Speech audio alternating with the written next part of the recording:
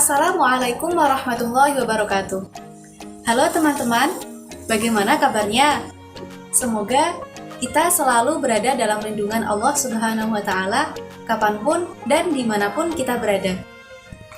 Nah, pada kesempatan kali ini kita akan belajar salah satu cabang ilmu bahasa Arab, yakni ilmu balaghah.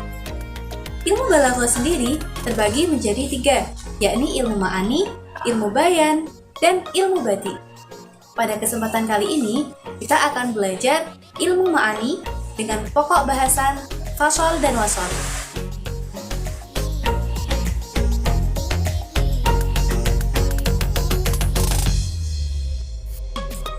Sebelum kita mulai, mari bersama-sama membaca basmalah. Semoga ilmu yang kita pelajari dapat bermanfaat bagi kita semua. Bismillahirrahmanirrahim.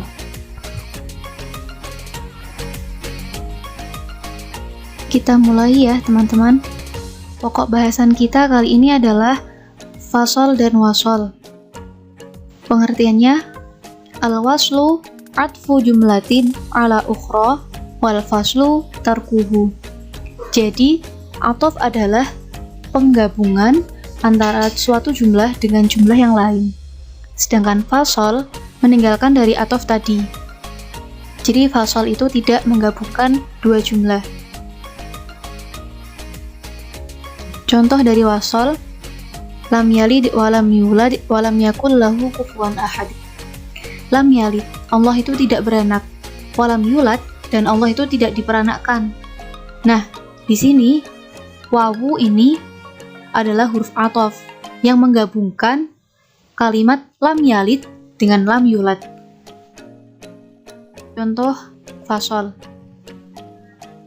yudabbirul amro yufassilul ayat. Al-ayah. Jadi yudabbirul amro, Allah itu yang mengatur urusan.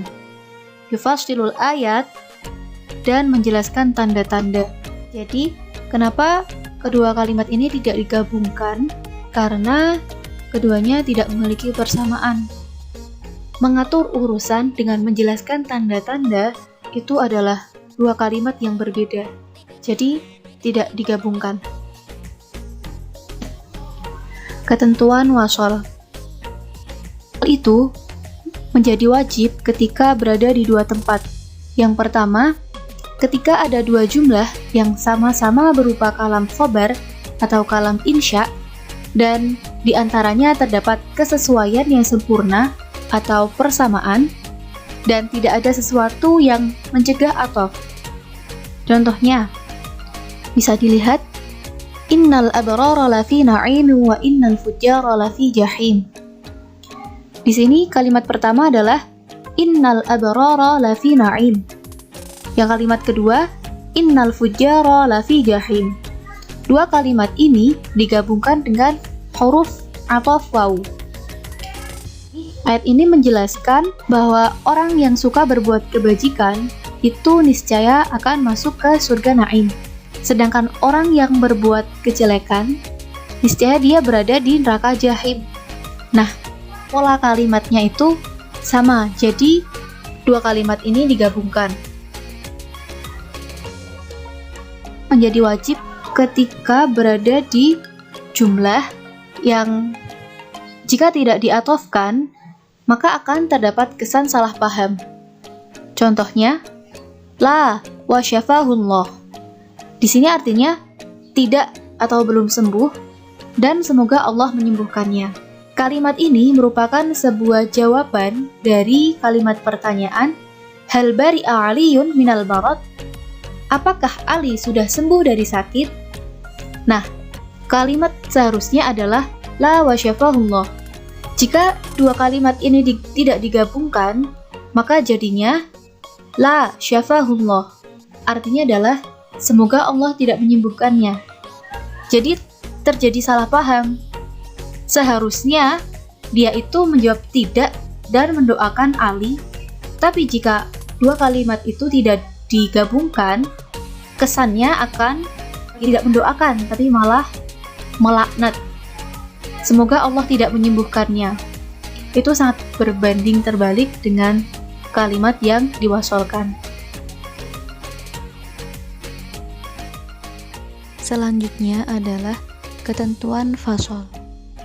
Fasol sendiri menjadi wajib ketika berada di 5 tempat, yakni kamalil ittisal, kamalil inqita', shibhu kamalil ittisal, shibhu kamalil inqita', dan tawassut bainal kamalaini. Kamalil ittisal. Ketika ada dua jumlah yang mempunyai persamaan yang sempurna. Kamalil ittisal ini dibagi menjadi 3. Jadi yang pertama adalah jumlah yang kedua menjadi badal dari jumlah yang pertama. Yang kedua adalah jumlah kedua menjadi bayan atau penjelas dari jumlah yang pertama. Dan yang ketiga, jumlah yang kedua menjadi taukid atau penguat dari jumlah yang pertama. Kita akan bahas satu-satu. Ketika jumlah kedua menjadi badal atau pengganti dari jumlah yang pertama. Contohnya, amaddakum bima ta'maluna amaddakum bi an'amin wa banin. Arti dari ayat ini adalah amaddakum bima ta'malun. Artinya adalah Allah telah membantu kalian dengan sesuatu yang telah kalian kerjakan. Sedangkan amaddakum bi an'amin wa banin artinya adalah Allah telah membantu kalian dengan hewan ternak dan anak laki-laki. Jadi, pola kalimatnya adalah sama ya. Bedanya adalah yang pertama dengan bima ta'malun, dengan apa yang telah kalian kerjakan, sedangkan yang kedua dengan hewan ternak dan anak laki-laki. Nah, ini menunjukkan jumlah yang kedua itu bisa menjadi pengganti dari jumlah yang pertama.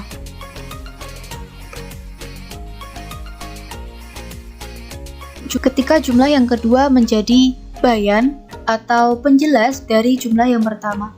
Contohnya, fawaswasa ilaihi syaitanu qala ya Adamu hal adulluka ala syajaratil khuld. Fawaswasa ilaihi asyaitanu. Syaitan itu telah menggoda Nabi Adam. Qala, dengan syaitan itu berkata, ya Adamu hal adulluka ala syajaratil khuld. Jadi, kalimat qala ya Adamu dan seterusnya itu merupakan penjelas dari fawaswasa ilaihi syaiton. Setan itu menggoda Nabi Adam dengan berkata seperti itu. Jadi kalimat kedua merupakan penjelas dari kalimat pertama. Selanjutnya adalah jumlah yang kedua menjadi penguat atau taukid dari jumlah yang pertama. Contohnya, famahhilil kafirina amhilhum ruwaida. Yang artinya, maka biarkanlah orang-orang kafir, biarkanlah mereka sebentar. Jadi kalimat yang kedua menjadi penguat dari kalimat yang pertama. Kita disuruh membiarkan orang kafir itu dengan membiarkannya sebentar. Kamalil inqita'. Ketika ada dua jumlah yang mempunyai perbedaan yang sempurna antara keduanya, jadi tidak ada persamaan, baik dari segi khobariyah atau insya'iyah. Contohnya, mata Zaidun rahimahullah. Artinya adalah, Zaid meninggal dunia, semoga Allah merahmatinya. Nah, kalimat ini adalah dua kalimat yang berbeda. Tidak ada kesamaan di antara keduanya. Maka kalimat ini tidak bisa digabung. Selanjutnya adalah perbedaan di maknanya. Aliyun katibun, al-hammamu ta'irun. Jadi ini jelas sekali ya, artinya sangat-sangat berbeda. Kalimat pertama adalah Aliyun katibun. Ali adalah seorang penulis. Sedangkan kalimat kedua al-hammamu ta'irun bisa diartikan sebagai kamar mandi itu adalah tempat membuang kotoran. Nah, sangat-sangat berbeda sekali, tidak ada persamaan antara keduanya. Maka kedua kalimat ini tidak bisa digabungkan. Shibhu kamalil ittisal. Ketika jumlah yang kedua menjadi jawaban dari pertanyaan yang timbul dari jumlah yang pertama. Contohnya adalah wama ubarri'u nafsi innan nafsa la'ammaratun bisu'. Artinya, dan aku tidak membebaskan nafsuku. Itu arti dari kalimat pertama. Sedangkan kalimat kedua, innan nafsa la'ammaratun bisu'. Sesungguhnya nafsu itu banyak memerintah kepada kejelekan. Nah, di sini kalimat yang kedua menjadi jawaban dari pertanyaan yang timbul dari jumlah pertama. Aku tidak membebaskan nafsuku. Lalu ada pertanyaan, mengapa? Mengapa tidak membebaskan nafsu? Nah, jawabannya adalah inna nafsa la'ammaratun bisu'. Karena sesungguhnya nafsu itu kebanyakan memerintahkan kepada kejelekan. Nah, seperti itulah maksud dari syibhu kamalil ittisal. Syibhu kamalil inqita'. Ketika ada jumlah yang didahului dua jumlah yang patut untuk diatofkan pada salah satu dari keduanya karena adanya hubungan, tetapi ketika diatofkan pada jumlah yang lain, maka akan menimbulkan kerusakan pada makna. Contohnya adalah tadhunnu Salma annani abghi biha badalan uraha fi dhalali tahib.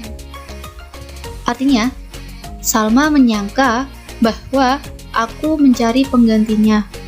Aku menyangka bahwa ia sedang bingung dalam kesesatan. Yang perlu digarisbawahi adalah jumlah uraha fi dhalali tahimu. Jumlah ini didahului oleh dua jumlah, yakni jumlah yang pertama tadhunnu Salma dan jumlah yang kedua annani abghi biha badalan. Jika uraha diatofkan dengan tadhunnu Salma, sebenarnya itu tidak apa-apa, tetapi dikhawatirkan akan menimbulkan kesalahpahaman. Maka jadinya akan seperti ini. Salma menyangka bahwa aku mencari penggantinya dan aku menyangka bahwa ia sedang bingung dalam kesesatan. Jika jumlah uraha diatofkan dengan tadhunnu Salma, maka di sini akan diartikan bahwa jumlah uraha itu menjadi prasangka dari Salma. Padahal makna asalnya uraha fi dhalali tahimu itu adalah prasangkanya dari aku. Aku menyangka bahwa ia sedang bingung, bukan termasuk prasangka dari Salma. Salma hanya berprasangka jika aku mencari penggantinya. Nah, ketika dia diatofkan, maka uraha akan menjadi prasangka dari Salma. Nah, ini kan berbeda dari makna awalnya. Jadi jumlah uraha tidak bisa diatofkan dengan jumlah sebelumnya. Selanjutnya adalah tawassut bainal kamalaini. Tidak ada maksud untuk mentasyrikkan dua jumlah dalam hukum karena adanya suatu pencegah. Contohnya, wa idza khalau ila syayatinihim qalu inna ma'akum innama nahnu mustahzi'un Allahu yastahzi'u bihim al-ayah. Di sini jumlah Allahu yastahzi'u bihim tidak sah jika diatofkan dengan jumlah inna ma'akum, karena akan menjadikan jumlah Allah yastahzi'u bihim menjadi ucapan dari orang-orang munafik. Dan Allah yastahzi'u bihim juga tidak sah jika diatofkan dengan jumlah qalu, karena akan menjadikan penghinaan Allah itu terbatas ketika orang-orang munafik kembali kepada pimpinan mereka. Jadi jumlah Allah yastahzi'u bihim tidak bisa diatofkan dengan dua jumlah sebelumnya karena adanya suatu pencegah.